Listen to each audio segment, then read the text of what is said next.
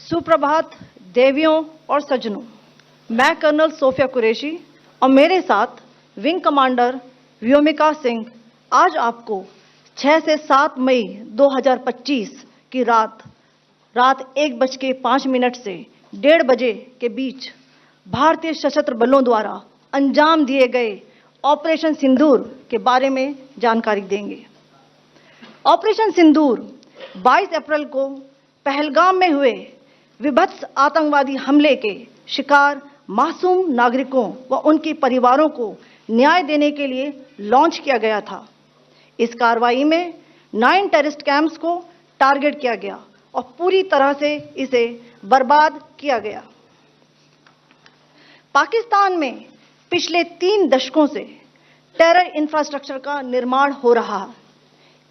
इसमें recruitment, indoctrination centres, training areas व launch pad शामिल थे, जो पाकिस्तान और पाक अधिकृत जम्मू कश्मीर POJK दोनों में फैले हैं।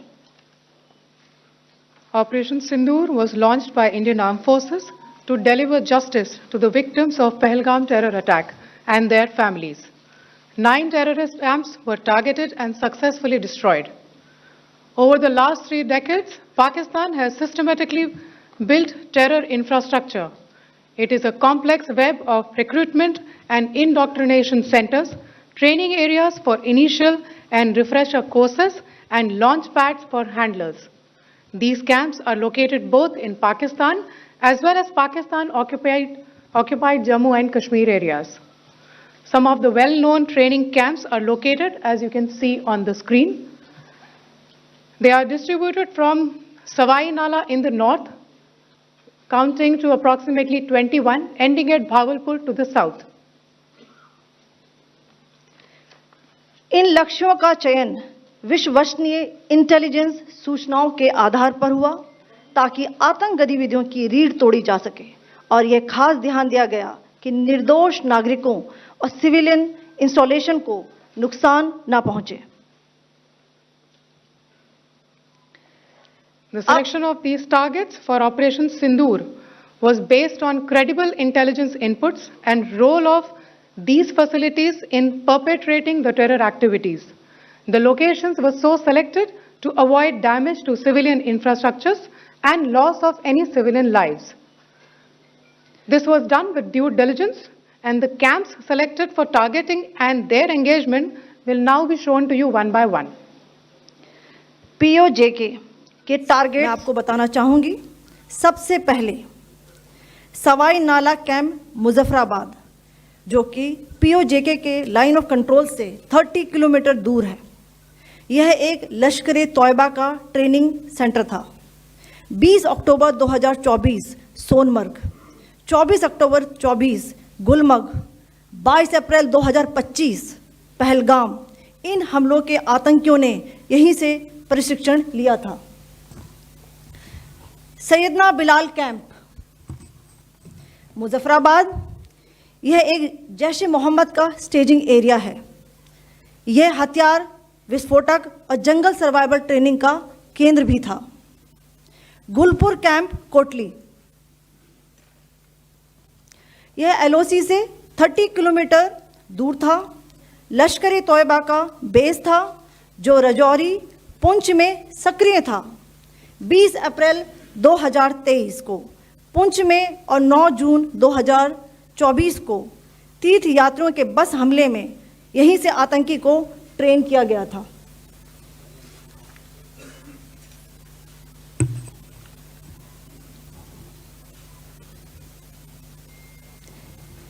बरनाला कैंप बिम्बर, यह LOC से 9 किलोमीटर दूर है। यहाँ पर हथियार, हैंडलिंग, IED व जंगल सर्वाइवल का प्रशिक्षण केंद्र था। अब्बास कैंप कोटली, यह LOC से 13 किलोमीटर दूर है। लश्कर तोयबा का फिदाइन यहाँ तैयार होता था। इसकी कैपेसिटी 15 टेररिस्ट को ट्रेन करने की थी। अब मैं पाकिस्तान के अंदर के टारगेट से अवगत कराना चाहूँगी। पहला, सर्जल कैंप सियालकोट, यह अंतर्राष्ट्रीय सीमा से 6 किलोमीटर की दूरी पर है, सांबा कठुआ के सामने।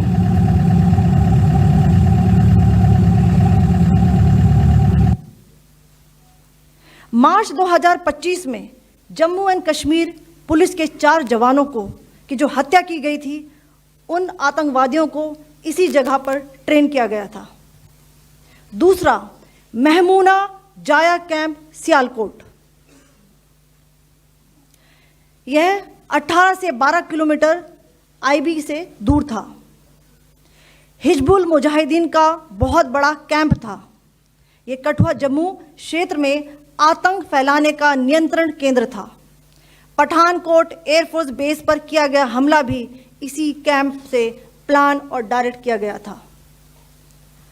मरकज ताइबा मुरीद के, यह आईबी से 18 से 25 किलोमीटर दूरी पर है। 2008 के मुंबई हमले के आतंकी भी यहीं से प्रशिक्षित हुए थे। अजमल कसब व डेविड हेडली भी यहाँ ट्रेन हुए थे। मरकज सुभान अल्लाह भावलपुर, यह इंटरनेशनल बाउंड्री से 100 किलोमीटर दूर है। जैश ए मोहम्मद का मुख्यालय था। यहाँ पर रिक्रूटमेंट, ट्रेनिंग व इंडॉक्ट्रिनेशन का केंद्र भी था। शीर्ष आतंकी अक्सर यहाँ आते थे। मैं आप सबको बताना चाहती हूँ कि किसी भी सैन्य ठिकाने का निशाना नहीं बनाया गया और अभी तक किसी तरह की नागरिक क्षति की रिपोर्ट नहीं है। धन्यवाद। जय Hind. The strike on the terror camps were undertaken through precision capability, as shown to you. A niche technology weapons with careful selection of warheads was ensured so that there will be no collateral damage. The point of impact in each of the target was a specific building or a group of buildings. All the targets were neutralized with clinical efficiency, and the results reiterate the professionalism of the Indian Armed Forces in the planning and execution of their operations. No military establishments were targeted. India has demonstrated considerable restraint in its response. However, it must be said that the Indian Armed Forces are fully prepared to respond to Pakistani misadventures, if any, that will escalate this situation. Jai Hind, and thank you very much.